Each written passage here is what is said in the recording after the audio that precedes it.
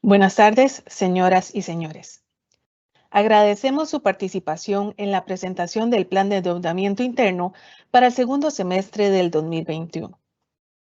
Para el desarrollo de este evento nos acompañan el señor Elian Villegas, ministro de Hacienda, el señor Rodrigo Cubero, presidente del Banco Central de Costa Rica, el señor Isaac Castro, viceministro de Egresos y director de Crédito Público, el señor Mauricio Arroyo, subtesorero nacional, y la señora Bernardita Redondo, directora de la División de Gestión de Activos y Pasivos del Banco Central.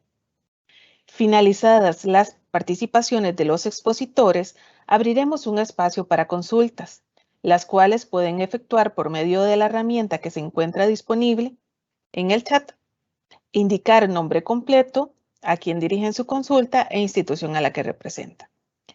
Iniciamos de inmediato con el mensaje del señor Elian Villegas, ministro de Hacienda. Muy buenas tardes a todos quienes nos acompañan. Muy buenas tardes también a don Rodrigo, doña Bernardita y los compañeros también del Ministerio de Hacienda. Yo hoy quisiera empezar este acto agradeciéndole a todo el sector financiero, agradeciéndole a los puestos de bolsa, los bancos, las aseguradoras, fondos de pensiones, y en general a todos los inversionistas, porque la confianza que han depositado en el camino de ajuste fiscal que lleva al país creo que claramente se manifiesta en los números que les vamos a presentar dentro de un rato y que señalan que la estrategia de financiamiento que se ha venido siguiendo a lo largo del año ha funcionado adecuadamente. También quiero señalarles que en lo que tiene que ver con el Fondo Monetario Internacional, el cierre del mes de julio era muy importante. Y que las metas cuantitativas con el fondo están sobradamente cumplidas. Para el mes de julio, finales de julio, se había previsto que para cumplir con la meta no debíamos tener un déficit primario superior a 390.000 millones de colones. En lugar de eso, tenemos un superávit primario que anda arriba de los 100.000 millones de colones, lo cual quiere decir que la diferencia entre el límite máximo estimado y donde estamos hoy es superior al medio billón de colones, favorable en este caso a nuestro país. Así es que esa es la primera, el primer tema importante. El segundo tema cuantitativo tiene que ver con la deuda. Para finales de julio, de conformidad con el acuerdo con el fondo, la deuda no podía superar la suma de 26.625.000 millones. Y nosotros estamos llegando a finales de julio con una deuda de 26.384.000 millones. Eso es alrededor de un cuarto de billón de colones por debajo del límite máximo estimado en lo que tiene que ver con deuda. Pero no solo eso, sino que también en lo que tiene que ver con el manejo de la caja propiamente, estamos en una situación muy positiva. Así les puedo comentar que al terminar el mes de julio, nosotros teníamos en la caja, en el Banco Central de Costa Rica, más de 336.000 millones de colones y 757 millones de dólares. Si ustedes convierten esos dólares a colones, nos da un monto total cercano a los 800.000 millones de colones en caja en el Banco Central de Costa Rica.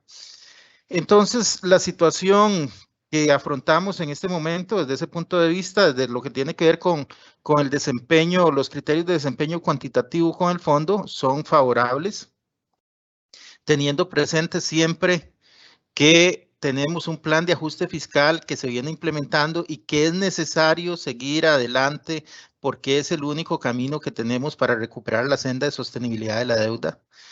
Que si bien estos números son alentadores, eso lo que nos tiene que impulsar es a fortalecer nuestra posición a favor del ajuste fiscal, a favor de llevar adelante la aprobación de los proyectos de ley necesarios para contar con los recursos y poder pagar con nuestro propio dinero los intereses e iniciar próximamente el pago y la disminución de la deuda. Así es que esos son elementos de la mayor importancia que quería compartir con ustedes. También quería decirles que dentro de lo que es el plan del Ministerio de Hacienda para este año, tenemos un trabajo alrededor de los market makers, alrededor de los creadores de mercado. Este es un trabajo que no estamos haciendo nosotros solos, sino que la Superintendencia General de Valores está llevando adelante un gran esfuerzo como parte de la hoja de ruta del mercado de valores. Y aquí yo quisiera pedirles a todos ustedes una ayuda muy especial. Nosotros para ese trabajo contamos con la ayuda de un grupo consultor por parte del Banco Interamericano de Desarrollo. Y creemos fundamentalmente que antes de diciembre debemos dejar ya en producción todo lo que tiene que ver con Market Maker. Sé que en otras oportunidades se ha intentado hacer y que no se ha llevado adelante. Y creo que la gran diferencia entre aquellos momentos y ahora es que en este momento ustedes cuentan con el compromiso del Ministerio de Hacienda de llevarlo adelante. Nosotros creemos que es importante para el Ministerio de Hacienda tener un sistema de creadores de mercado y desde ese punto de vista estamos impulsándolo y nos comprometemos con ustedes a llevarlo adelante. Ahora ocupamos que nos ayuden dándole los insumos que requiere tanto la SUGEVAL como en este caso el consultor que está contratado para que nos puedan ayudar precisamente a establecer la regulación adecuada para que los creadores de mercado nos ayuden en todo el proceso de contar con un sistema de manejo y de negociación de deuda que sea mucho más profesional y que le sirva mucho más al mercado y al Ministerio de Hacienda. Los dejo aquí con mucho gusto. En el momento de responder las preguntas estaremos con todos ustedes si tuvieran alguna inquietud en la que nosotros les podamos ayudar. Muchas gracias y buenas tardes.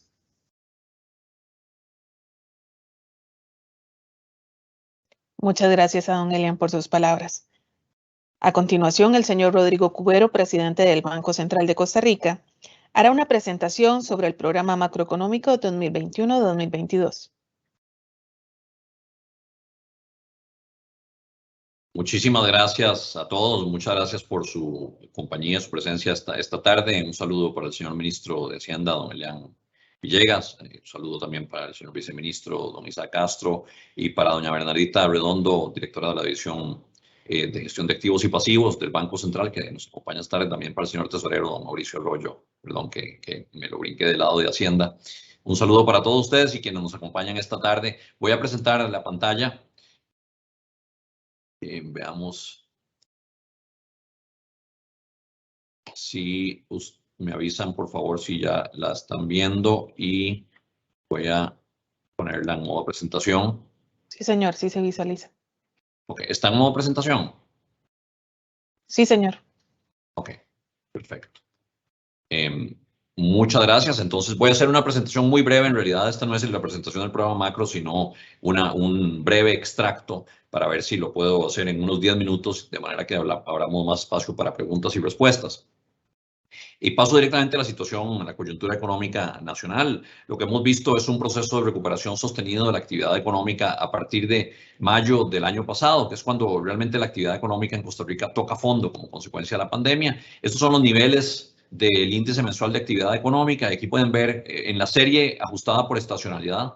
Y aquí pueden ver que ha habido un proceso de recuperación. Si tuviéramos la tendencia a ciclo, sería esto constante. En las series que son en brutos sin ajustes por movimientos de corto plazo, pues siempre van a mostrar estas variaciones, pero la tendencia es clarísima, es una tendencia a la recuperación. Y lo que sí tenemos es que no hemos alcanzado aún el nivel de actividad económica prepandemia. A junio, que son los últimos datos que tenemos, de hecho publicados el día de hoy por el Banco Central, tenemos un nivel del índice mensual de actividad económica de 105.1, donde en el 2017 es igual a 100. Para febrero del 2020 teníamos 107. Esto quiere decir que estamos todavía alrededor de 2 puntos porcentuales por debajo del nivel de actividad económica que teníamos en febrero del año 2020, es decir, el nivel de actividad económica prepandemia.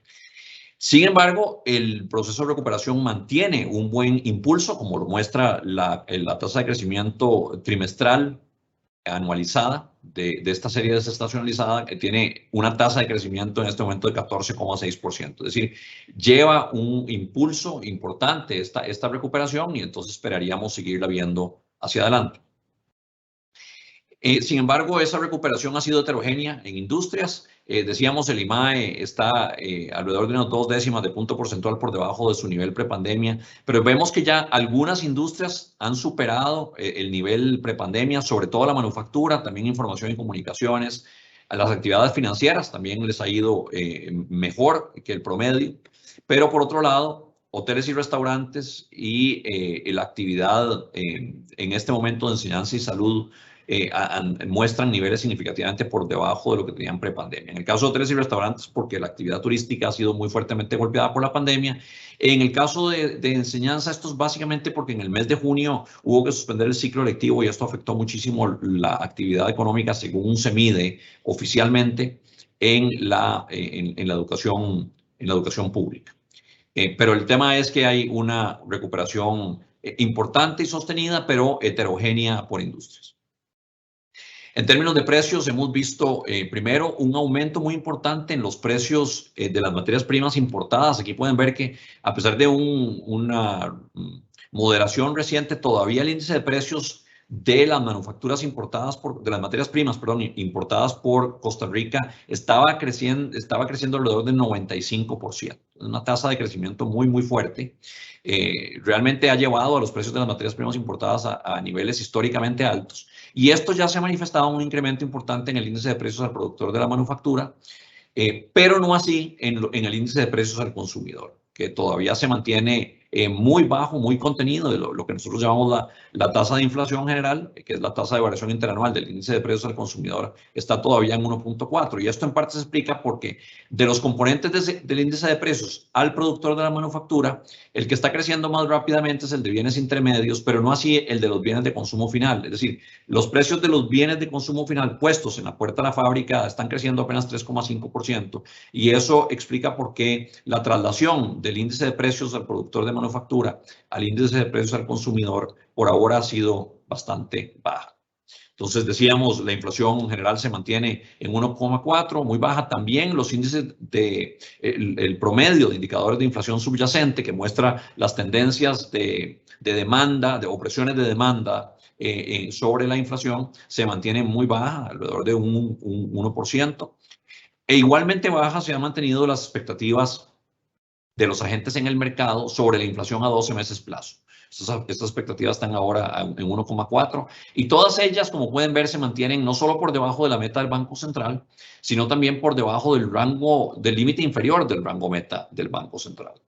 Eso nos ha dado el espacio para hacer una política monetaria contracíclica, fuertemente expansiva, con tasas de interés muy bajas, que ya se han manifestado en bajas importantes en las tasas de interés de mercado, incluyendo las tasas pasivas, las tasas sobre los depósitos y las tasas activas, que están también en niveles muy bajos. De hecho, ayer, el día de ayer se registró el mínimo histórico de la tasa básica pasiva, alcanzó un 3%.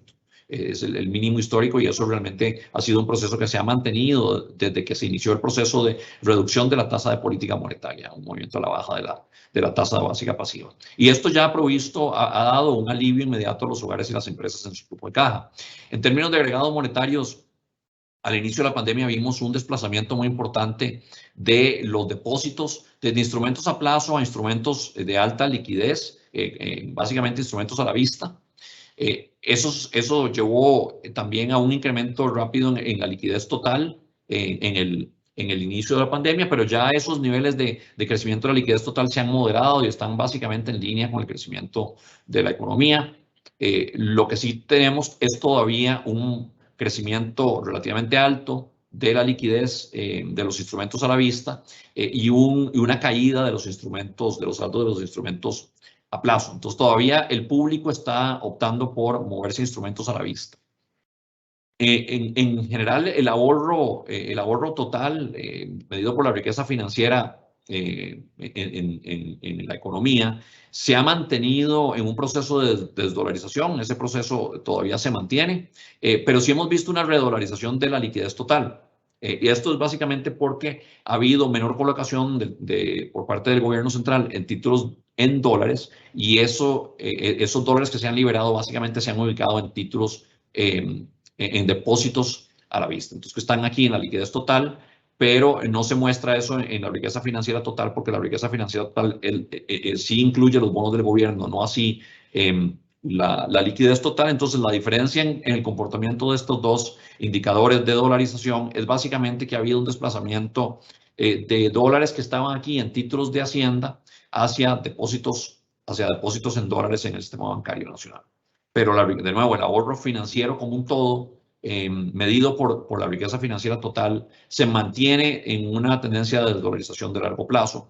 Lo mismo el crédito, que ha tenido una desdolarización ya sostenida por muchísimos años, y nos ha llevado ese nivel de dolarización a mínimos importantes. Estamos en 36,2% de dolarización del crédito. Eso como resultado de que el crédito en colones ha estado creciendo y se ha estado acelerando visiblemente desde septiembre del año pasado, mientras que el crédito en dólares ha estado cayendo. Aquí lo que tenemos es realmente un fenómeno o una combinación de fenómenos que son deseables. Una respuesta positiva del crédito en colones como reacción a los estímulos monetarios que el Banco Central ha venido introduciendo, en particular bajas tasas de interés en colones y una amplia liquidez agregada en colones, que ha alimentado también y apoyado esa política expansiva del Banco Central, complementada también por la facilidad especial de crédito del banco. Y eso ya, como ustedes pueden ver, se ha manifestado en una aceleración importante del crédito en colones, mientras que el crédito en dólares sigue cayendo. Combinados ambos, lo que hemos tenido es, sí, ya empezamos a ver un repunte del crédito total, que había estado muy estancado, había estado moviéndose alrededor de cero, incluso pre-pandemia. Antes de la pandemia, ya desde mediados del 2019, hemos tenido el crédito básicamente creciendo a tasas similares a cero, pero ya hemos visto en meses recientes una aceleración sostenida del crédito total, impulsada por el crédito en colones.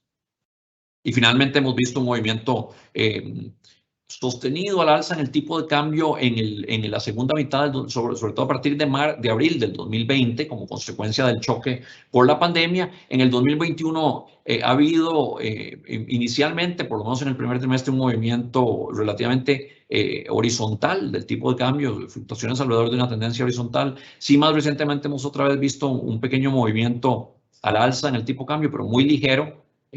Y ciertamente muy distinto el comportamiento de lo que vimos en el año 2020. De manera que ya parecemos haber encontrado una estabilización del tipo de cambio, una especie de punto de equilibrio recientemente en el comportamiento que hemos visto en el mercado cambiario. Y pasando a perspectivas, las perspectivas para nuestro principal socio comercial, que son los Estados Unidos, han sido revisadas al alza por el Fondo Monetario Internacional. Tenemos una muy buena perspectiva de crecimiento para los Estados Unidos, tanto en el 2021 como en el 2022.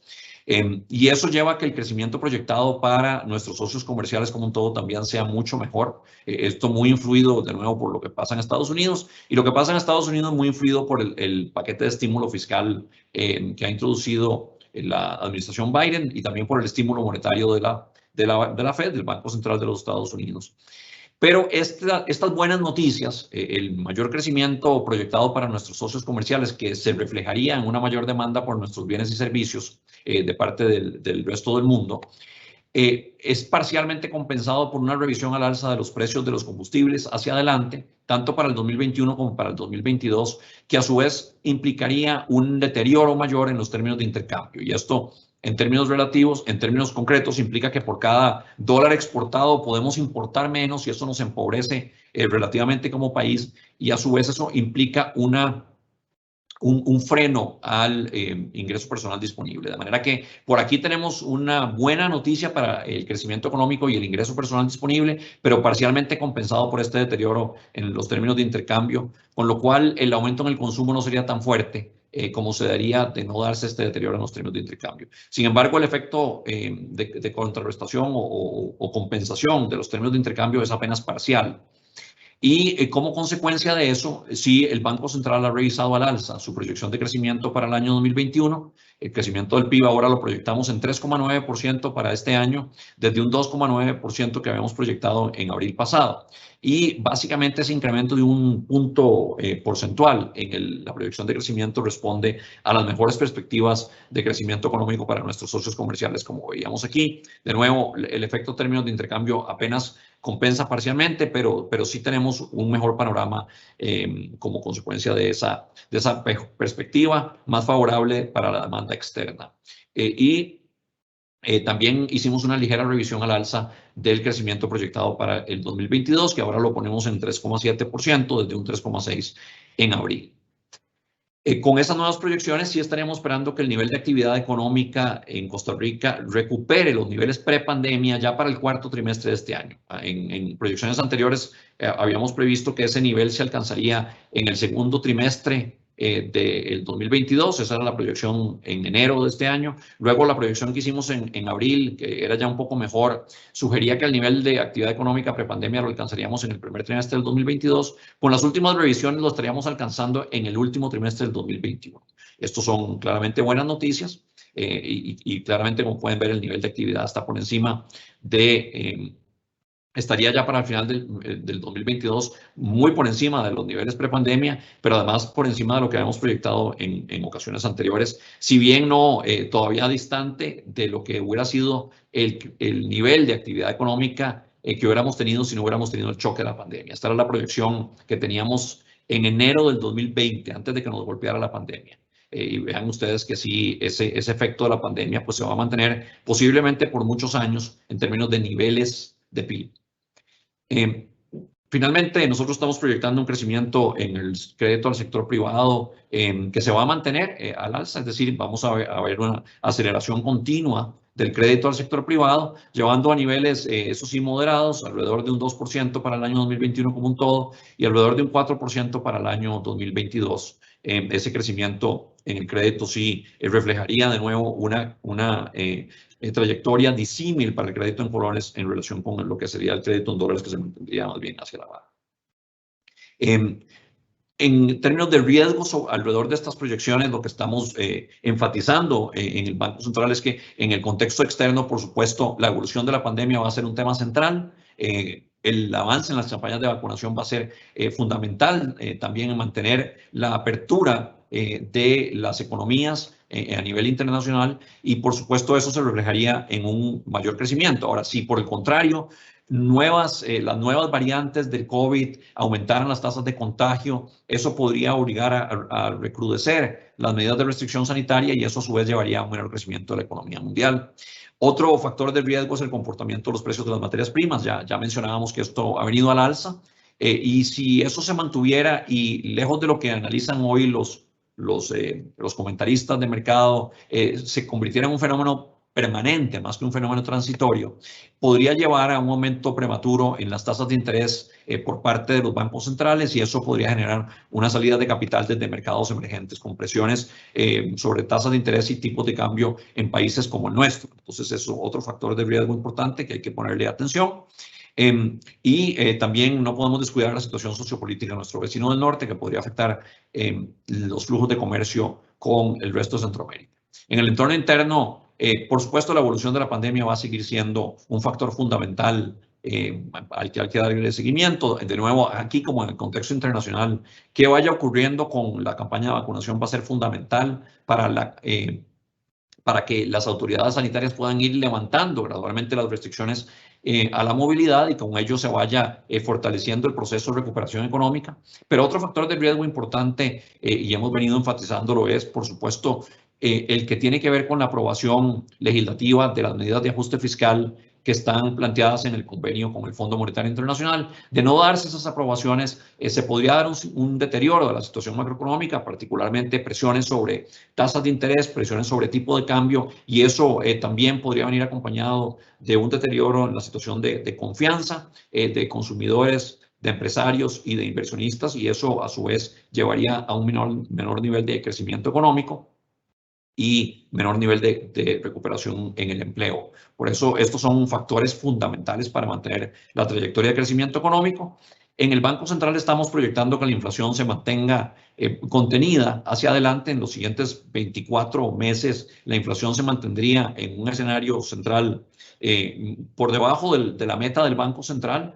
Y eso de mantenerse, y ahí básicamente lo que estamos viendo es que hay presiones desinflacionarias que están prevaleciendo, sobre todo la brecha de producto negativo, la alta tasa de desempleo, expectativas de inflación que se encuentran ancladas significativamente por debajo de la meta de inflación, y todo eso llevaría a una presión desinflacionaria que alimenta esa proyección de inflación baja. En el tanto la inflación se mantenga así, el Banco Central va a mantener su postura expansiva con bajas tasas de interés. Mientras nosotros veamos un pronóstico de inflación por debajo de la meta del 3%, en los siguientes 24 meses vamos a mantener la política de bajas tasas de interés y ciertamente vamos a seguir complementando eso con comunicación con el público, una intervención acotada en el mercado cambiario para evitar fluctuaciones violentas en el tipo cambio. Vamos a mantener la inyección en mercados la inyección de liquidez en mercados financieros conforme resulte necesario, pero siempre en forma muy calibrada. Y por supuesto vamos a seguir coordinando con las autoridades financieras para mantener un adecuado flujo de crédito al sector privado, pero también en aras de velar por la estabilidad y eficiencia del sistema financiero nacional. Y con eso termino. Muchísimas gracias a todos por su atención.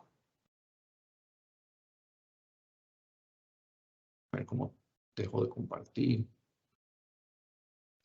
Muchas gracias a don Rodrigo por su presentación. Ahora la señora Bernardita Redondo, directora de la División de Gestión de Activos y Pasivos del Banco Central, se referirá a la estrategia de endeudamiento de dicha entidad.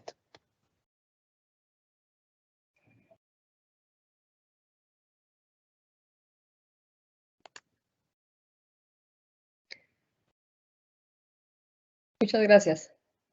Ya están viendo la presentación, ¿verdad? Sí, señora. Muy bien. Bueno, luego de haber oído a don Rodrigo con los principales aspectos en relación con el programa macro, yo me voy a referir específicamente a cuál va a ser la estrategia de colocación de bonos de estabilización monetaria del banco en este segundo semestre. Específicamente, voy a referirme a qué fue lo que hicimos en el primer semestre, qué es lo que pensamos hacer ahora en este periodo y algunos otros aspectos relacionados. Nosotros habíamos anunciado al mercado que el semestre pasado que íbamos a hacer una colocación máxima de 260.000 millones, que lo íbamos a hacer en instrumentos tasa fija a 2 años mediante subastas mensuales. Finalmente colocamos 142.000 millones, lo que equivale a un 55% del monto máximo anunciado. Dado que nosotros pretendíamos colocar esos 260.000 millones como máximo y que esa suma era equivalente a los vencimientos que teníamos en el primer semestre, pues esa menor colocación lo que nos llevó fue a una reducción en el saldo de bonos de estabilización monetaria al finalizar junio en relación con lo que se había observado a diciembre y una cierta recomposición en la estructura de plazo al vencimiento de esos instrumentos. Ahora, ¿qué queremos hacer este segundo semestre? En realidad, pues ya van a ir viendo que nuestra estrategia en este segundo semestre no difiere mucho de lo que hicimos particularmente en el primer semestre del 2021. La cifra que queremos captar como máximo en este segundo semestre es de 226.000 millones. Es equivalente al refinanciamiento de los vencimientos que tenemos en este periodo. Claramente esta cifra, como hemos comentado en oportunidades anteriores, no incluye el efecto de eventuales operaciones cambiarias que haga el Banco Central. Y pues lo que queremos es hacer esas colocaciones a tasas y montos que sean congruentes con las decisiones de política monetaria. ¿Cómo pretendemos colocar esos 326.000 millones? Perdón, en fin, y lo que queremos hacer es colocarlas nuevamente mediante bonos a 2 años, instrumentos a tasa fija y mediante subastas. Al colocar esa cifra que les acabo de mencionar, esos 326.000 millones, nosotros pues esperaríamos que el saldo de bonos de estabilización monetaria de diciembre de 2021 sea similar al que teníamos al finalizar junio. De eso, ¿cuánto hemos hecho ya? Bueno, nosotros ya hemos hecho 2 subastas. Hicimos una en julio y la de agosto la hicimos recientemente, el lunes pasado. colocamos 45.616 millones en esos dos eventos y no hemos tenido vencimientos a la fecha. Entonces, digamos, de esos 326.000 millones que pretendemos ejecutar en este segundo semestre, pues ya hemos colocado casi 46.000 millones.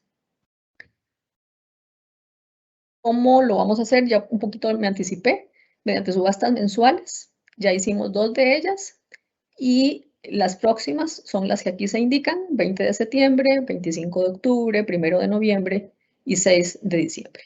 Una subasta al mes, como hemos hecho pues ya desde hace varios semestres. Algunos otros aspectos que conviene pues comentarles es que vamos a mantener disponibles los mecanismos de gestión de deuda, como canjes, subastas inversas, operaciones en el mercado secundario con títulos propios. Y también nos interesa pues el contacto con ustedes, con los intermediarios bursátiles, financieros, con los inversionistas institucionales. Y entonces pues posiblemente los buscaremos, haremos conferencias telefónicas, reuniones. Particularmente mis colegas Francisco Mesa y Yesenia Monge seguramente los estarán contactando para oír sus perspectivas y inquietudes, que siempre nos interesa mucho conocerlas. Eso es lo que yo les tenía que decir por el momento. Muchísimas gracias.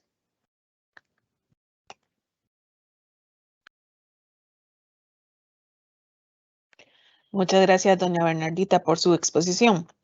Seguidamente, el señor Isaac Castro, viceministro de Egresos y director de Crédito Público, expondrá sobre la deuda pública del Gobierno Central.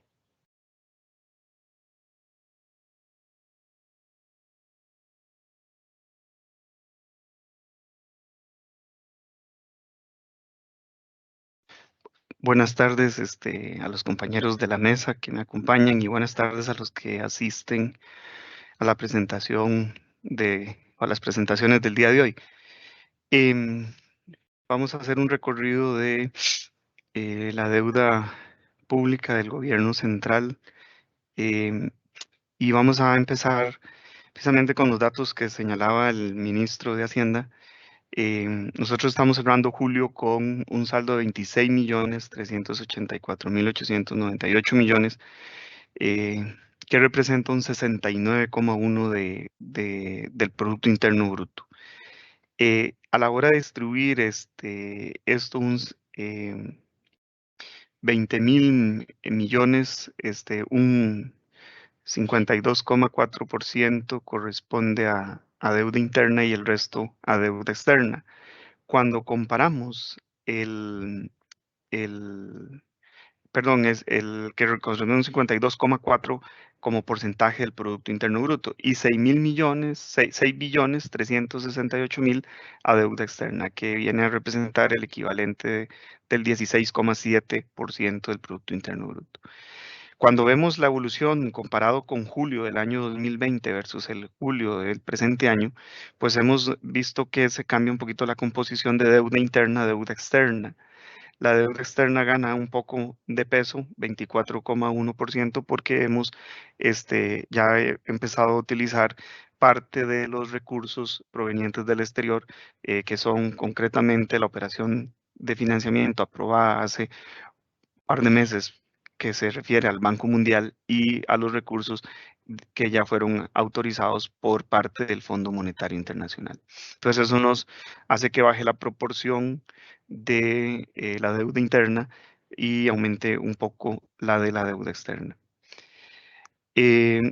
Actualmente el plan de financiamiento real que estamos teniendo es que las necesidades de financiamiento bruto están correspondiendo a un 12,6% para el año 2021 como proporción del PIB. Eso se desglosa por necesidades del déficit financiero, que se proyecta de 6,2% y una amortización de 6,4% para el presente ejercicio. A la hora de buscar cuál sería la fuente de financiamiento para cubrir la deuda doméstica, estaría proveyéndonos un 10% y la deuda externa un 2,6%. Este es el plan real que tenemos y ahorita les voy a decir por qué este plan está divergiendo del plan inicialmente comunicado. Acá vemos cómo en función del tamaño del déficit, las necesidades de financiamiento se empiezan a reducir en el tiempo y por eso cobra mucha importancia que en el marco del mediano plazo podamos consolidar el proceso de ajuste fiscal y de consolidación, de forma tal de que reducir el déficit nos reduce las necesidades de financiamiento y por lo tanto nos reduce las necesidades de fuentes de financiamiento y entonces lo vemos para el presente ejercicio económico. Al inicio de año habíamos estimado una proyección inicial de déficit financiero del 7%, y eso, con ese 7%, las necesidades brutas de financiamiento inicialmente comunicadas representaban un 13,5% del Producto Interno Bruto y con un escenario activo en donde se incorporan todas las medidas que estamos esperando ejecutar, ya sea por el lado del gasto, por el lado del ingreso y por la gestión de la deuda pública, poder cerrar con un déficit proyectado del 6,2%. Inicialmente, nosotros teníamos una proporción de deuda doméstica, deuda externa diferente. Acá es como sería ese 12,6 con el plan inicial. En realidad nosotros estábamos previendo un 7,2% de deuda interna y un 5,4% de recurso externo. Pero si ustedes lo ven, el plan real que estamos teniendo es el siguiente. ¿Y por qué?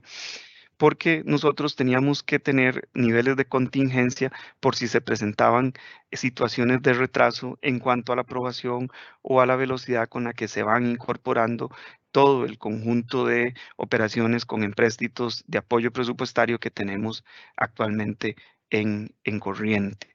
Y ahorita les voy a dar detalle de cuáles son esos. Entonces, en realidad, el plan real lo que nos está dando es que ese 12,6%, nosotros, una buena parte, un 10% lo vamos a cubrir con colocación interna, si no se llegase a cambiar la situación con lo de los empréstitos, de los cuales ya un 7,7% lo hemos obtenido del mercado local. Y nos quedaría por ejecutar un 2,3% para alcanzar ese 10%. El 1,2 son todos los recursos de préstitos externos que ya tenemos aprobados y que ya están desembolsados. La operación del Banco Mundial y la operación del Fondo Monetario Internacional, el primer tracto del Fondo Monetario Internacional. Eso nos deja un remanente requerido para que nos aprueben del 1,4%, pero sin embargo, aquí quiero aclarar de que ese 1,4%, si se empiezan a aprobar operaciones que ya tenemos negociadas y acordadas, es muy probable que entonces aumente la proporción del 1,4 y le empiece a quitar espacio a la proporción del mercado interno por ejecutar del 2,3%. De hecho, lo que les va a exponer Mauricio Arroyo es un plan en donde estamos suponiendo que vamos a capturar este 2,3% del mercado y tenemos esta situación de que si llegásemos a incrementar los desembolsos del recurso externo, pues entonces le quitaríamos espacio al financiamiento interno. Adicionalmente a eso, si se van consolidando más aspectos que permitan ir reduciendo la situación de una proyección de déficit financiero menor, pues entonces eso ayudaría también a que se reduzcan las necesidades de financiamiento brutas. El plan de financiamiento externo que tenemos previsto para el 2021 lo tienen acá. Aquí ven en verde la operación del Banco Centroamericano de Integración Económica, que no está desembolsada, pero ya está aprobada. La del Banco Mundial o el Banco Internacional de Reconstrucción y Fomento, que es de 300 millones, está aprobada y desembolsada en junio. Y del Fondo Monetario Internacional, que fue aprobada y desembolsada en julio. Después siguen 3 operaciones, que es la del CAF, que ya está en revisión para remitirse a leyes, remitirse a leyes y decretos, para que de ahí se remita a la Asamblea Legislativa. Es una operación pequeñita, en realidad está relacionada para temas de atención del COVID-19. Está dos operaciones que hoy fueron remitidas a la Asamblea Legislativa, que son las la operación del BPL y el SDL del Banco Interamericano de Desarrollo por 500 millones de dólares. Estas operaciones fueron, como les decía, ya remitidas hoy a la Asamblea Legislativa. Y estamos por firmar ya un contrato adicional que es con el Banco Mundial, que sería la segunda operación de apoyo presupuestario, que esperemos anunciar la firma. Ya está completamente negociado, cerrado el contrato de préstamo y que esperaríamos firmarlo para proceder con el envío del proyecto de ley a leyes y decretos del Ministerio de la Presidencia para que el Ministerio de la Presidencia proceda la remisión al seno de la Asamblea Legislativa. Está la operación del CAF, que estamos en los trámites administrativos del cierre final, que es una operación por 500 millones de dólares. Y ya se encuentra lista, digamos, la firma del acta de negociación y ya ahí esa operación esperamos ejecutarla en lo que resta del mes. Y por último, la operación de la AFD, que ya está negociada y que estamos también en el proceso de las aprobaciones administrativas con la Agencia Francesa de Desarrollo y con, la Embajada Francesa para poder remitirlo de forma ya formal. Ahí hay unos procesos todavía administrativos que están en trámite, pero esperamos cumplirlos en los próximos días. Entonces vean que tenemos el plan tal como fue anunciado, con las situaciones de que este plan no depende exclusivamente del accionar del Ministerio de Hacienda. Aquí nos involucramos diferentes partes relacionadas que implican que nosotros tengamos que tener contingencias para ir cerrando nuestras necesidades de financiamiento.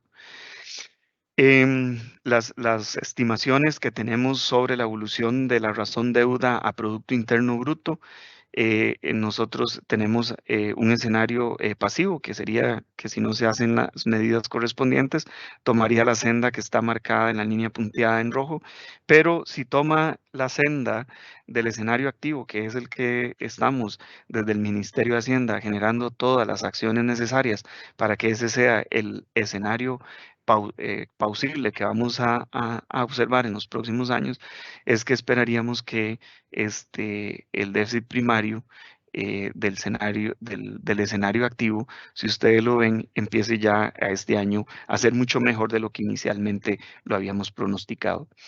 Si ustedes revisan lo que nosotros habíamos establecido en las proyecciones iniciales que se incorporaron en el acuerdo del servicio empleado del fondo, habíamos estimado un déficit primario del menos 1,7% para el 2021. La última revisión disponible nos ubica en una proyección del menos 1,07%, si le estamos borrando 0,63 puntos porcentuales a la estimación, y así sucesivamente con las estimaciones del déficit primario en un marco de mediano plazo. ¿Qué implicaciones tiene la potencia de ir generando, consolidando, de que podamos tener déficit primarios más favorables para las finanzas públicas?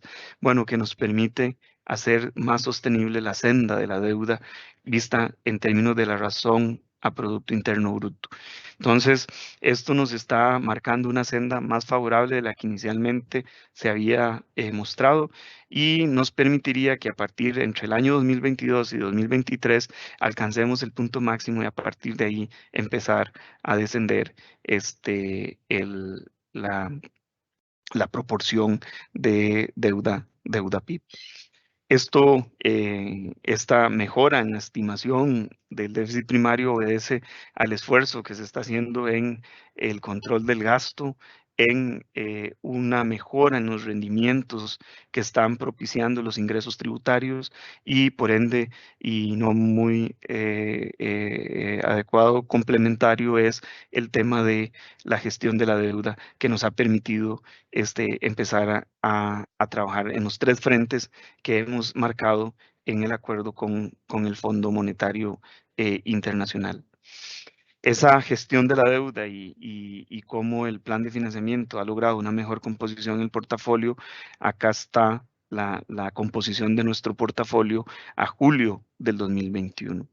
Cuando nosotros los temas de los índices prudenciales que nos hemos autoimpuesto en materia del riesgo de refinanciamiento, veamos cómo hemos venido tratando de consolidar un aspecto que había iniciado en el 2019, que pero producto de la pandemia se dio una reversión y que estamos tratando de recuperar ya en el presente ejercicio económico, y es que la proporción de la deuda de nosotros que está a menos de un año es del 9,6%. Es decir, está dentro de los límites prudenciales que nos hemos autoimpuesto, y el financiamiento entre 1 y 5 años también se nos ubica dentro de ese rango, y el de más de 5 años. Es decir, hemos venido tratando de consolidar que el proceso de consolidación fiscal nos permita hacer un financiamiento de más mediano y largo plazo.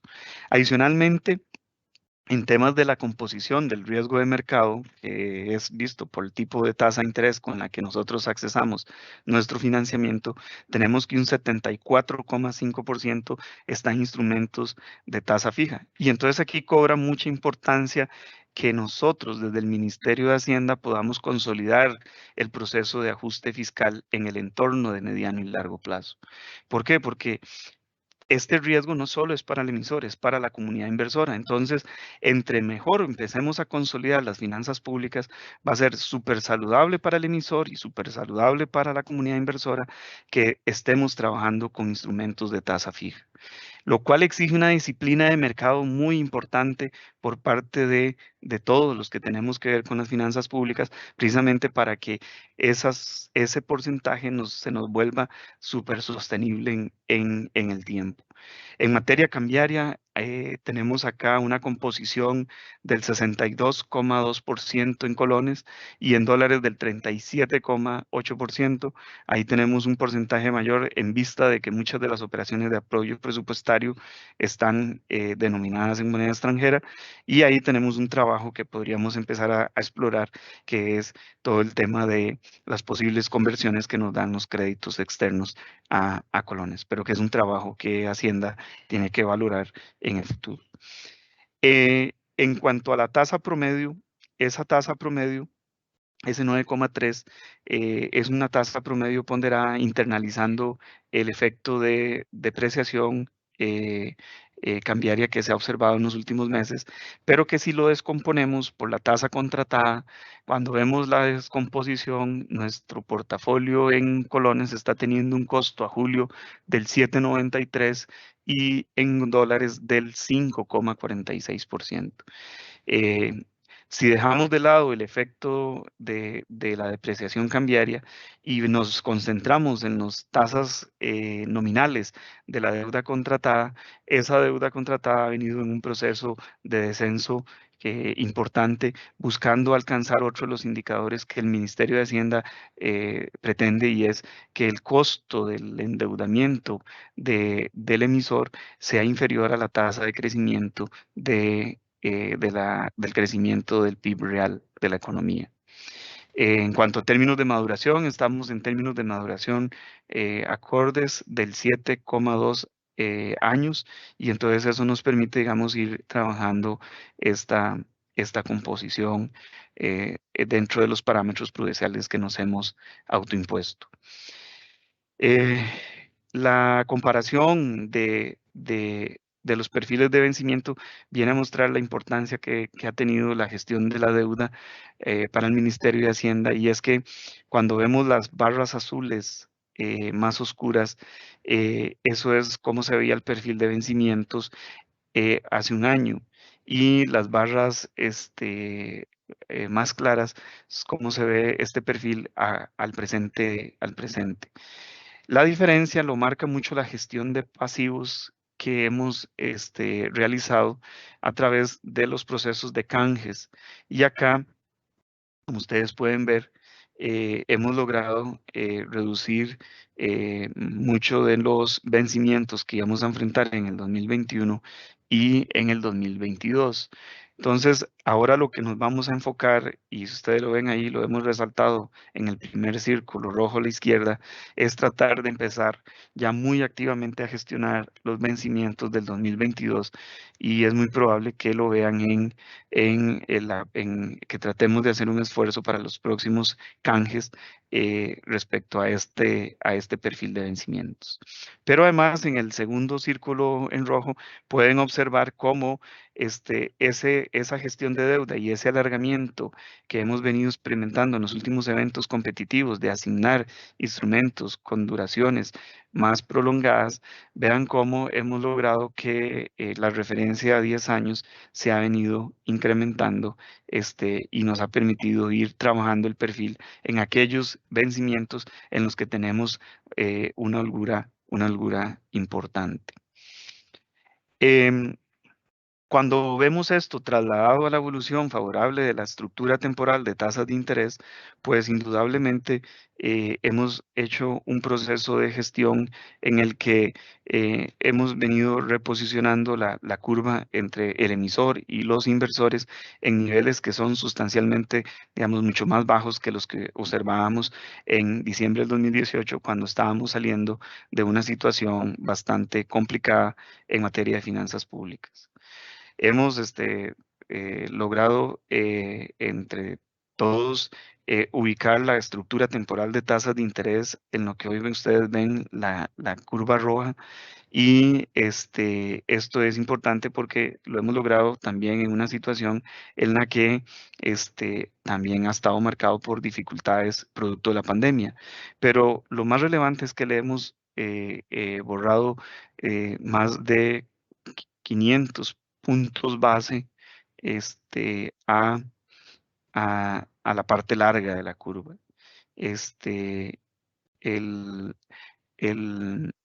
Y le hemos quitado también a la parte intermedia y a la parte corta, no solo en colones, sino que también en dólares.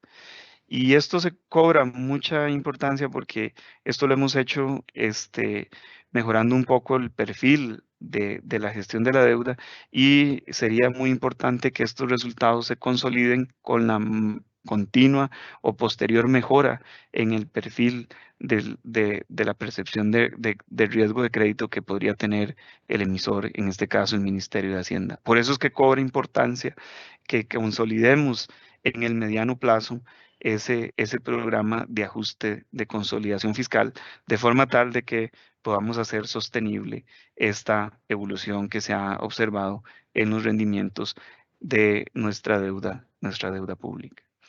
Eso se refleja indudablemente no solo a nivel local, sino a nivel internacional y hemos logrado, si ustedes ven, cómo se fue anunciando este proceso de consolidación fiscal y cuando fuimos alcanzando acuerdos técnicos con el fondo y cuando se fue aprobando la ley y con todos los eventos que hemos venido observando a través de las cifras fiscales que comunica el Ministerio de Hacienda, cómo hemos logrado reducir ese margen entre el ENVI, los rendimientos ponderados de Costa Rica con el índice ENVI LATAM, de forma tal de que hoy lo tenemos alrededor de unos 78, 80 puntos de diferencia. Bueno, con eso concluiríamos y quedaríamos abiertos a las preguntas que ustedes nos tendrían. Muchas gracias.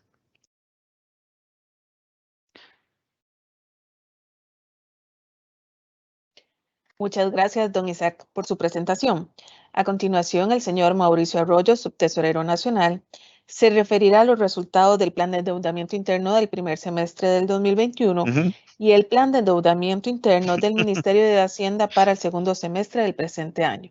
Don Isaac, si pudiera poner su micrófono en silencio, se lo agradecería. Adelante, don Mauricio, por favor. Muy buenas tardes para todos. Es un gusto estar por acá y quiero iniciar agradeciéndoles no solamente la participación en esta actividad, sino también sus comentarios, sus aportes, por qué no sus críticas y en general su trabajo en lo que ha sido estos últimos meses que nos han llevado, diría yo, sin duda, a tener uno de los mejores resultados que en los últimos años en materia de gestión de deuda interna. Como ven ahí, habíamos anunciado un monto de 1.8 billones de colocación durante el semestre. Logramos sobrepasar a 2.2 billones, más tal y como veía don Elian, cerca de 400.000 millones que superamos la meta. Y en términos generales eso significó contar con un mayor prefondeo para el segundo semestre. El sueño que teníamos por ahí de varios meses, para un tesorero de varios meses de caja en saldo, dichosamente, digamos, yo creo que lo estamos cumpliendo. Y bueno, eso es importante en primer lugar, ¿verdad? Porque ¿cómo hicimos esa colocación? No solamente también el monto, sino el plazo y las condiciones a las cuales fueron colocadas. Un 80% de eso fue a títulos tasa fija. Ahí nos excedimos un poco y básicamente eso se debió a la poca colocación que tuvimos de títulos variables e indexados. Sí, nos mantuvimos dentro del rango de la colocación en lo que son títulos tasa fija con 8.41 y un poco la colocación de títulos cero cupón, que por ahí colocamos entre el margen del 15%, un 7.74 en colores y un 2.3 en dólares.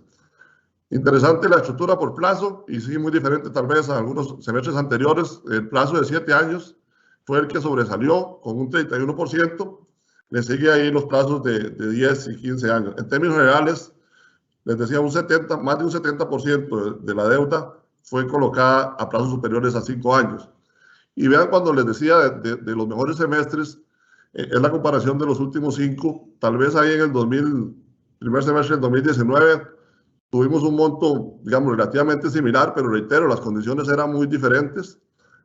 Los plazos, por ejemplo, vea que, reitero, en esta ocasión pudimos colocar un 70% a plazos mayores a 5 años, sobresaliendo ahí el plazo de 7 años. Así que reiterarles, y creo que parte de ese agradecimiento es reconocerles que detrás de estos buenos resultados hay también el trabajo de muchos de ustedes que nos han apoyado durante estos últimos meses.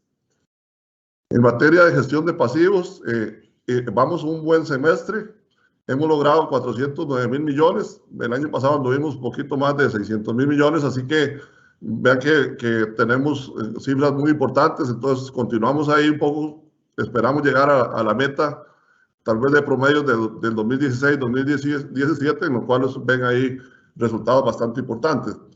La cifra es importante y es más importante todavía el impacto que tiene esta gestión de deuda, esta gestión de pasivos dentro de los vencimientos de la deuda. Vea que para este año, y ustedes recuerdan las famosas torres que nos decían allá del 21 y el 22, hemos logrado canjear cerca de un 39% del total de los vencimientos. Eso significa casi más de 1 billón que logramos canjear. Nos queda por vencer ya solamente 765.000 millones. Y ya para el 2022, y es un poco el reto que tenemos, hemos canjeado cerca de 500.000 millones, lo cual representa un 21%. Estamos claros que queda una tarea importante. Ven que ahí son vencimientos relativamente importantes para el 2022, pero es algo de lo cual ya nos estamos también ocupando. Este es un detalle preciso de cómo impacta esos vencimientos, esos gestión de pasivos, los diferentes vencimientos. Vea que en el caso del próximo vencimiento de septiembre 21, que era un vencimiento superior a los 200.000 millones, solamente que vence ahora el próximo mes menos de 50.000 millones. En términos generales, el resto del año tenemos un vencimiento fuerte en noviembre y en diciembre, principalmente en dólares. Sí, en términos generales, decirles, hemos encontrado un mayor nivel de éxito en las colocaciones de pasivos, de canjes, principalmente en lo que es la parte de colones, con márgenes del 41%, mientras que en dólares creo que sí ha estado un poco más bajo y es parte de lo que pensamos seguir trabajando en los siguientes eventos. Un tema importante, y ustedes recuerdan, para el 2018 las colocaciones directas representaban cerca de 1.300.000. Bueno, hemos bajado en cerca de 600.000 millones de colones esas colocaciones directas. Eso generalmente eran colocaciones a corto plazo, entonces sí nos daban alivio desde el punto de vista de caja, pero nos volvían a meter presión en los vencimientos. Bueno, a diciembre de este año tenemos 861.000 millones y este año pues, se continúa la tendencia de bajar. Tenemos 785.000 millones colocados de forma directa. Continuamos con el proceso de automatizar esas colocaciones directas. Vea que ahora ya es una relación 70-30, o sea, 70% de esas colocaciones las estamos haciendo a través de Tesoro Directo de manera automatizada. En general, ¿cuánto ha sido el peso de esas colocaciones directas versus la deuda total? Bueno, pasamos del 2018 a representar un 7.3, que reitero, eso prácticamente significaba un 7.3 que estaba casi que a menos de un año. Al mes de junio, estamos solamente con un 3% de colocación directa con respecto al saldo total de nuestra deuda. Logros importantes también durante este primer semestre. Bueno, se logró establecer y formalizar mediante una directriz de febrero del 2021 la estrategia de deuda de mediano plazo para el gobierno central. A partir también de esa estrategia, logramos establecer un plan de emisión de deuda interna que fue publicado y el cual esperamos compartirlo con ustedes ya más en detalle también para algunas inquietudes que nos tienen. Y muy importante también, y eso es un tema sobre todo de coordinación tanto al interno del Ministerio de Hacienda como con otros entes, la creación de una comisión estratégica de activos y pasivos soberanos y la comisión de colocación y asignación de valores, que nos ha permitido una mayor coordinación y sobre todo formalizar, y creo que eso ha sido muy bien visto por parte sobre todo de organismos internacionales, calificadoras de riesgo e inversionistas en general, formalizar un poco todo este trabajo que hemos efectuado en los últimos semestres. Y con miras a lo que viene en el segundo semestre del 2021, bueno, vamos a continuar con la estrategia de calendarios, de anunciarles calendarios trimestrales con alguna información adicional. Es algo que nos ha funcionado muy bien, el tema de dejar algunas semanas de subasta libre, anunciar previamente las fechas de gestión de pasivos, así como también anunciar los plazos y los tipos de títulos que estamos dando en cada una de esas subastas. Yo sé que por ahí de vez en cuando ustedes ahí nos han tentado con alguna ventanilla, con algún título adicional. Bueno, en términos generales sí, hemos tratado de apegarnos mucho a este calendario, que vamos eventualmente, y dadas las buenas, como vamos en este semestre, dejar tal vez algunas subastas más libres principalmente para el calendario del cierre del año o eventualmente algunos de los próximos eventos ahí que están tal vez, principalmente fechas que hay subastas muy seguidas, eventualmente ahí seguir dejando más espacio libre ahí para que ustedes tengan ahí un tiempito también y dar espacio principalmente a mercado secundario también. Y ya un poco entrando en materia de cuánto significa en términos de captación para este segundo semestre, bueno, la noticia es que tenemos hasta un máximo de captación de 1.4 billones. A la fecha llevamos 513.811, es decir, que ya hemos avanzado bastante y nos quedaría por captar 886.000 millones. Muy importante, y bueno, en materia de recursos externos son diferentes etapas. Obviamente una vez tener la aprobación, por ejemplo, en la asamblea del préstamo, otro es tener el desembolso de la misma entidad. Y, por ejemplo, en el caso del Fondo Monetario, el préstamo se aprobó por un monto y ya hubo un primer desembolso por la mitad de ese monto, que son temas que en materia de tesorería entonces hacen la gran diferencia. Y también un tema importante es cuando la Asamblea Legislativa nos da finalmente la disponibilidad presupuestaria para usar esos recursos. Así que en términos generales, un poco así esa aclaración para decirles, bueno, lo que ya está desembolsado, que vemos anteriormente, ¿verdad? Y con él hacía referencia, eso, digamos, sí, obviamente lo estamos planteando usar durante el semestre, pero esta colocación de 1.4 puede variar, o en ese caso se puede reducir, en el tanto tengamos nuevos préstamos de apoyo presupuestario que en ese caso sean aprobados, sean desembolsados y eventualmente tengamos también la aprobación legislativa para poderlos usar. Así que dentro de la estrategia de colocación y este semestre, estos 2 meses, perdón, van muy similar a lo que fue el resto del año en materia de que principalmente tasa fija es lo que más hemos colocado, un 80%. Sí, algo que por lo menos nos da ahí esperanza es que los indexados colocamos ahí un 5%, que es más, en estos 2 meses hemos colocado más de lo que hemos colocado el resto del año. En dólares nos hemos mantenido ahí en un margen de alrededor del 15%, más o menos 5%, y un 10% en colocación de títulos ajustables y cero cupón.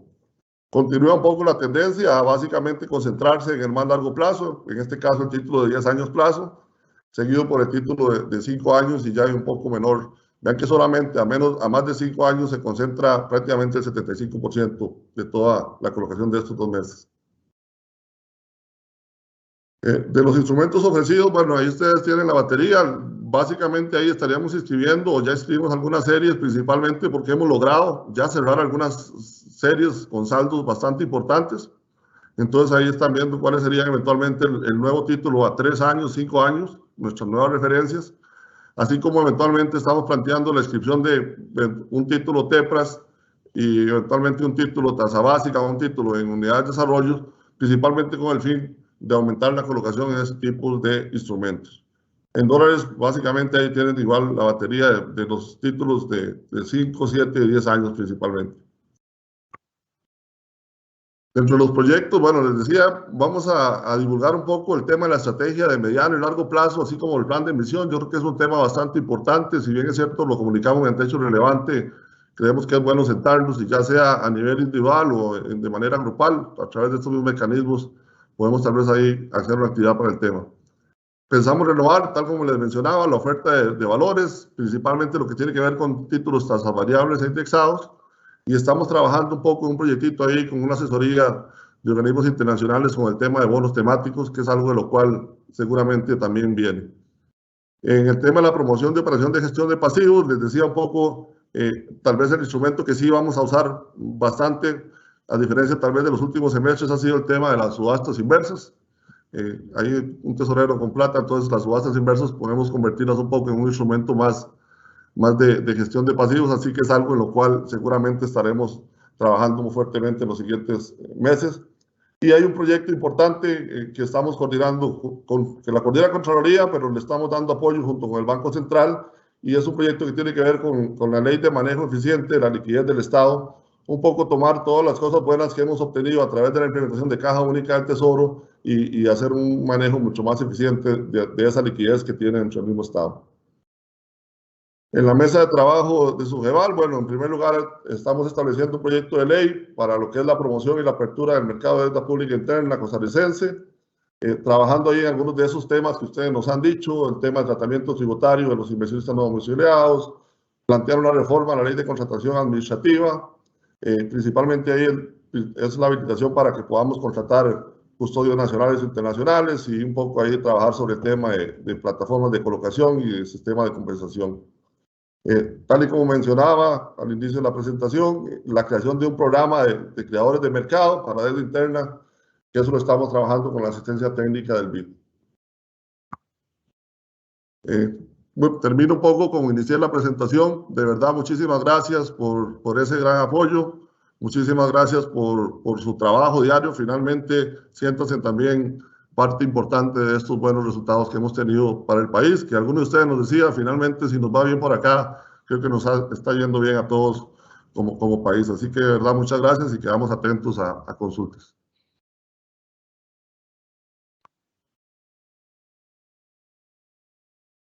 Muchas gracias, don Mauricio. En este momento damos espacio a las consultas de los participantes. La primera de ellas es para don Rodrigo Cubero. ¿Cuáles son los elementos económicos que explican que el tipo de cambio se encuentra en máximos históricos y las tasas de interés en mínimos en los últimos 10 años? Muchas gracias por la pregunta.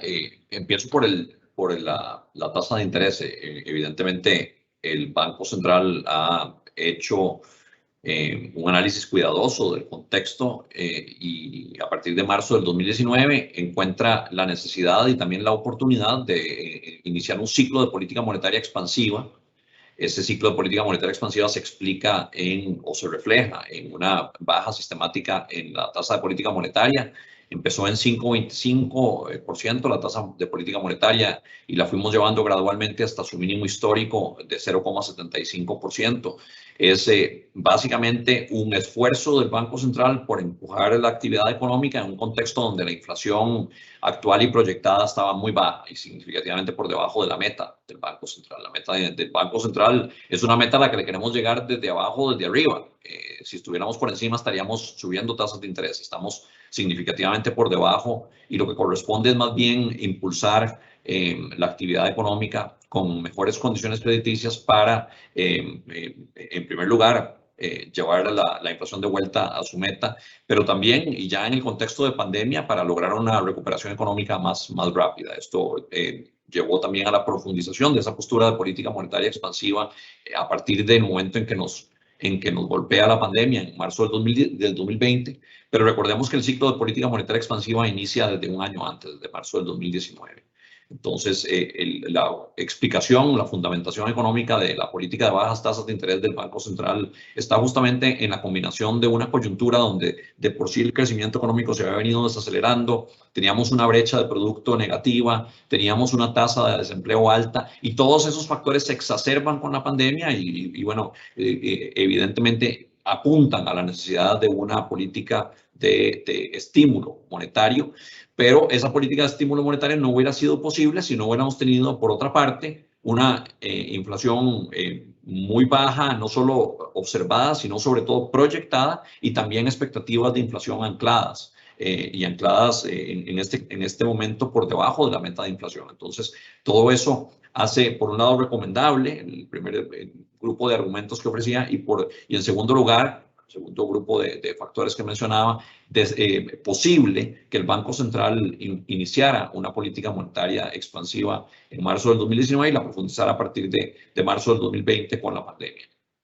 Esa política se ha visto apoyada también por una posición de liquidez agregada holgada y esa posición agregada de liquidez ha sido de alguna forma el reflejo de, por un lado, la reducción en el encaje mínimo legal, que se introdujo en junio del 2019, el encaje mínimo legal en colones se mueve de 15 a 12%, no se cambia la tasa de encaje mínimo legal en dólares, entonces deliberadamente el Banco Central introduce una diferenciación por moneda en el encaje para facilitar la intermediación financiera en colones y encarecer relativamente la intermediación financiera en dólares como un mecanismo también para promover la desdolarización financiera de la economía.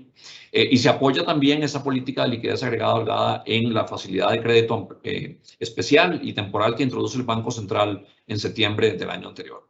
Entonces, eso explica los mínimos históricos que estamos viendo en tasas de interés que, por su parte, proveen un alivio inmediato en el flujo de caja de los hogares y las empresas, como mencionamos, tanto las tasas pasivas en términos de los deudores actuales, porque muchos están endeudados en colones a tasa variable y esas tasas variables normalmente están referenciadas a instrumentos pasivos, incluyendo la tasa básica pasiva y la reducción inmediata de esa tasa básica pasiva, la reducción de esa tasa básica pasiva importa o comporta una reducción inmediata en el flujo de caja de los deudores actuales y de los futuros. Por supuesto, las tasas activas representan menores costos de los créditos. Entonces, todo eso va sumando un alivio al flujo de caja de los hogares y las empresas. Por el lado del tipo de cambio, lo que hemos visto es que a partir de la pandemia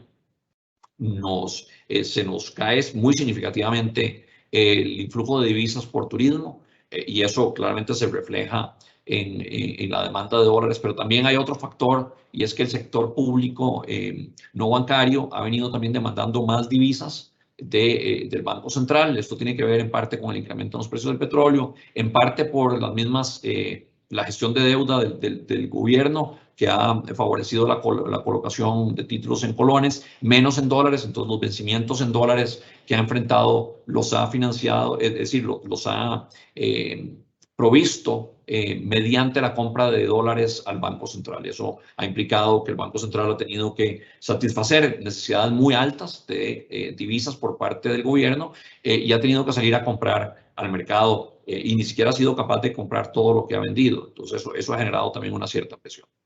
Entonces, en resumen, fundamento económico del tipo de cambio en la pandemia, sin lugar a dudas, es la explicación más clara y más evidente, pero también hay un componente ahí del comportamiento reciente del sector público no bancario, explicado en parte por los precios del petróleo, en parte por la estrategia de deuda del gobierno central que nos acaban justamente de exponer los compañeros del Ministerio de Hacienda. Muchas gracias. Don Elio Rojas, para don Rodrigo. Aún con la revisión al alza del crecimiento continúa siendo insuficiente para las elevadas tasas de desempleo, ¿podría decir que el pronóstico de crecimiento del Banco Central es conservador? Es un pronóstico realista, es un pronóstico basado en la mejor información que nosotros tenemos, pero en efecto podría volverse conservador si se dieran todas las aprobaciones de los créditos que estamos en este momento impulsando en la Asamblea Legislativa, de los proyectos de naturaleza de ajuste fiscal, tanto por el lado del gasto, la Ley de Marco de Empleo Público, como en los proyectos tributarios. Y si siguiera repuntando, como lo ha venido haciendo la actividad económica mundial, de manera que hay claramente riesgos al alza, es decir, posibilidades de que el crecimiento sea mayor al proyectado. Pero en este momento yo diría que es una proyección realista. Juan Enrique Soto para don Rodrigo. Tomando en cuenta las proyecciones y riesgos anunciados hoy, ¿se podría asegurar que alcanzar la recuperación a niveles previos a la pandemia este mismo año estaría condicionando a que avance la agenda de proyectos contenida en el acuerdo con el Fondo Monetario Internacional y demás iniciativas en el Congreso? Ese es un factor de riesgo, como bien lo apuntamos, y ciertamente la no aprobación de esa agenda podría suponer un choque negativo a la confianza de los agentes económicos, y eso a su vez podría traducirse en un menor crecimiento económico. ¿Cómo exactamente se dé eso? Podría variar en diferentes escenarios, es decir, aquí no hay si se aprueba todo o no se aprueba nada, hay muchos tonos de gris en el medio, y exactamente qué ocurra puede incidir en cuán fuertemente se vean afectadas las expectativas de los agentes económicos, su confianza y consecuentemente la fortaleza del consumo y sobre todo de la inversión hacia adelante. Y por otra parte, cuán fuertes podrían ser las implicaciones de ese avance en la agenda legislativa sobre las presiones en tasas de interés y tipo de cambio. Entonces, tanto por la vía de expectativas y confianza como por la vía de tasas de interés y tipo de cambio, por supuesto que estos factores están todos conectados. El diferente grado de avance que se vaya logrando en la agenda, en la aprobación de estas agendas legislativas, puede tener mayor o menor incidencia sobre el crecimiento económico, pero es claramente un factor de riesgo, como lo hemos apuntado. Para don Isaac, son varias consultas. ¿Cuál es el monto de los empréstitos que se encuentran pendientes de aprobar y en qué fecha se espera el desembolso? ¿Cuál es el avance de los proyectos asociados con el acuerdo con el Fondo Monetario Internacional y en qué etapa se encuentran? ¿Cuál es el monto que tiene Hacienda con la caja disponible para cubrir gastos corrientes? Si no quiere dar el dato, ¿a cuántos meses o semanas alcanza el saldo de la caja del gobierno para atender gastos corrientes?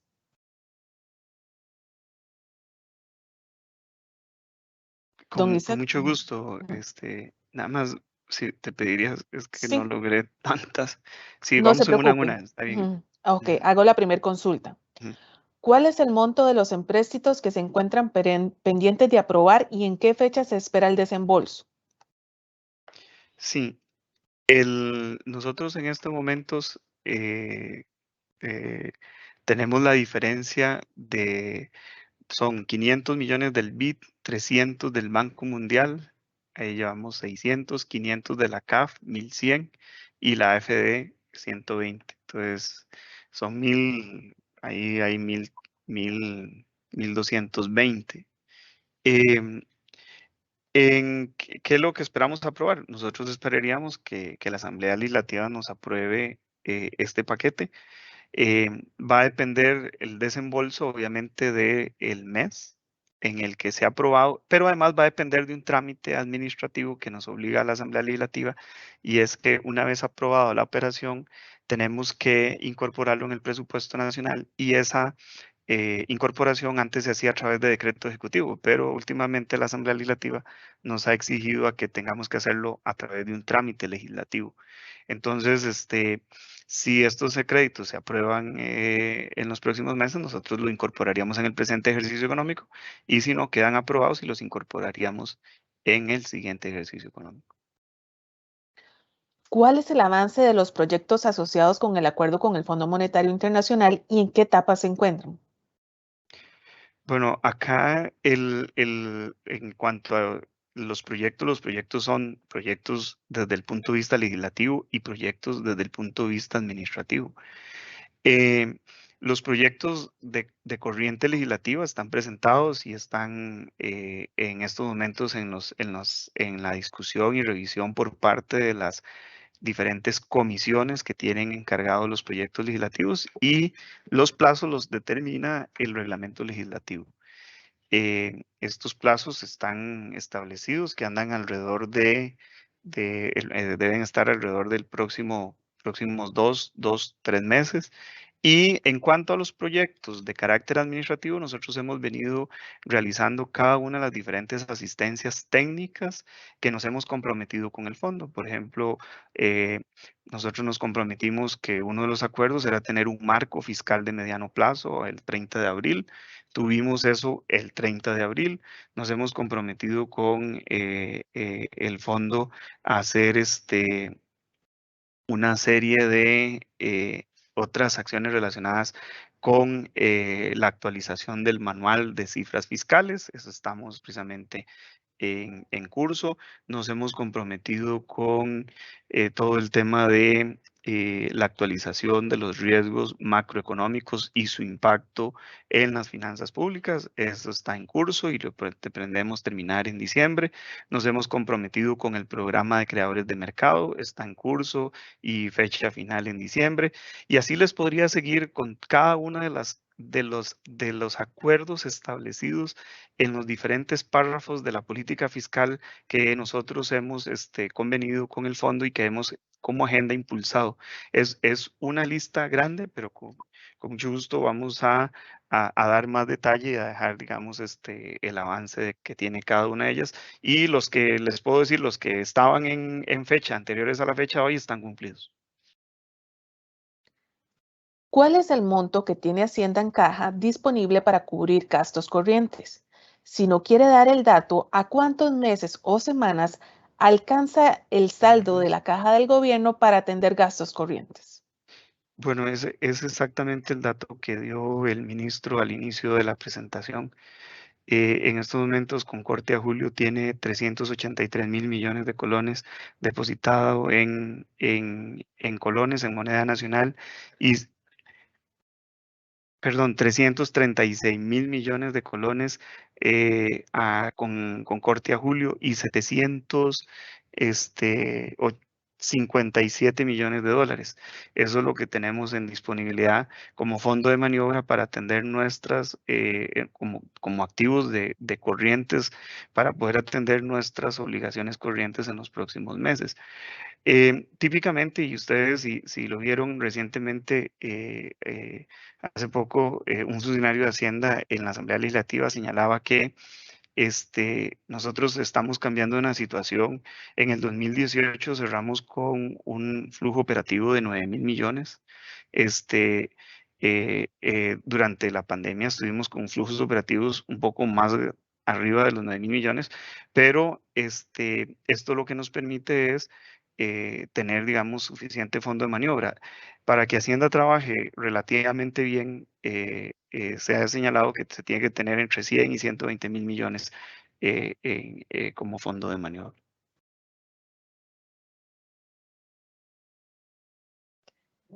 Mauricio Castro para don Mauricio Arroyo. Bajo el amparo de cambiar deuda cara por deuda barata, el Ministerio de Hacienda tiene planificado realizar subastas inversas sobre instrumentos en dólares para amortizarlos durante este último semestre del año.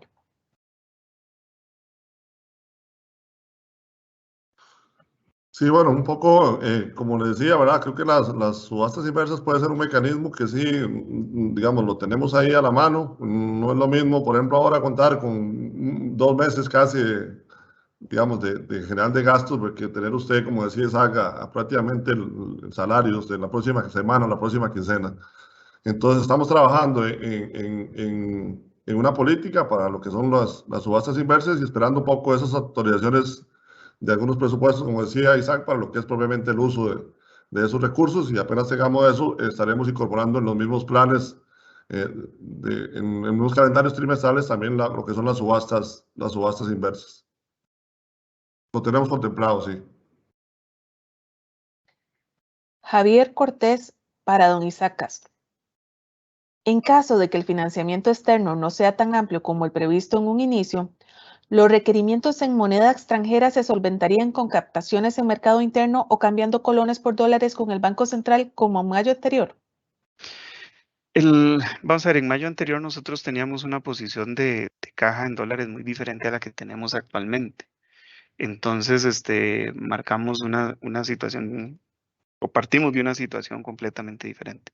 Como lo señalaba ahora el presidente del Banco Central, efectivamente, nosotros, las necesidades del sector público hicieron que eso impactara el mercado cambiario, pero nosotros hemos venido no solo teniendo una posición por desembolso de recursos externos, sino que en las subastas hemos venido incrementando el monto de captación en subasta en dólares, y entonces eso nos permite tener una proyección de necesidades de acudir al mercado cambiario mucho menores que las que tuvimos en el primer semestre.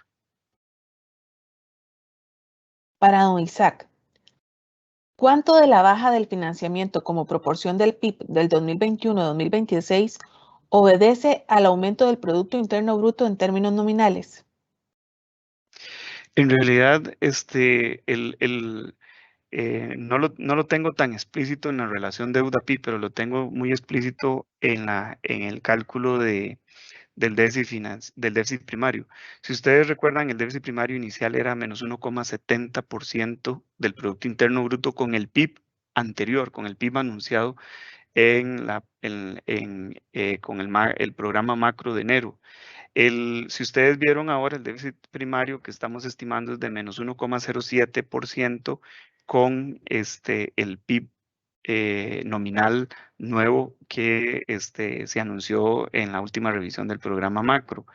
Si ustedes hacen la suposición de que no cambiara el PIB nominal, el déficit primario sería que estaríamos anunciando ahí del menos 1,08%. Es decir, en realidad, digamos, está moviendo muy marginal el tema del PIB. En el caso de eso, entonces deriva en que es una reducción nominal sobre las cifras de déficit primario, y al disminuir las necesidades de déficit primario y por ende de déficit financiero, pues entonces eso impacta con mucho más peso en la razón deuda-PIB.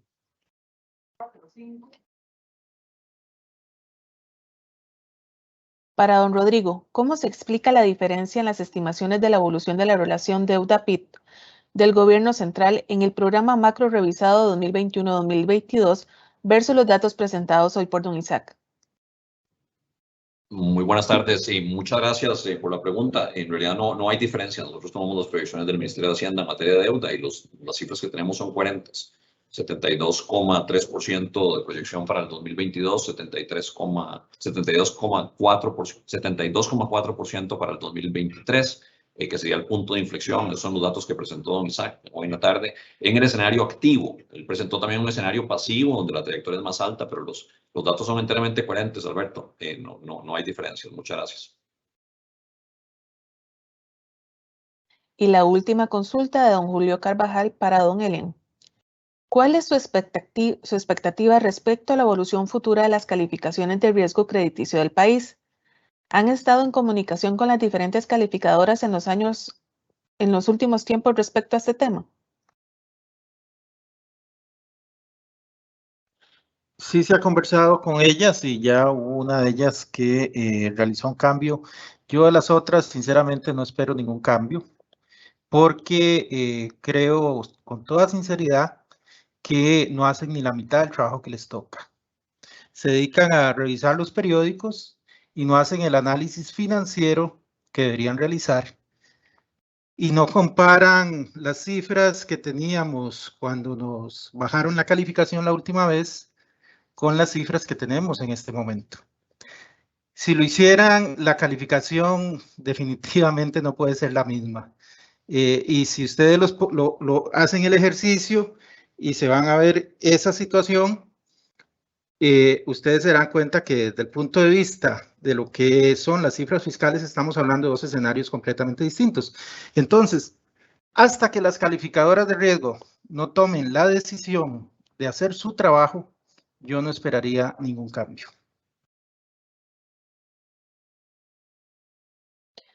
Muchas gracias a todos por sus exposiciones y a los participantes por habernos acompañado. Que tengan muy buena tarde. De esta manera damos por concluido el evento.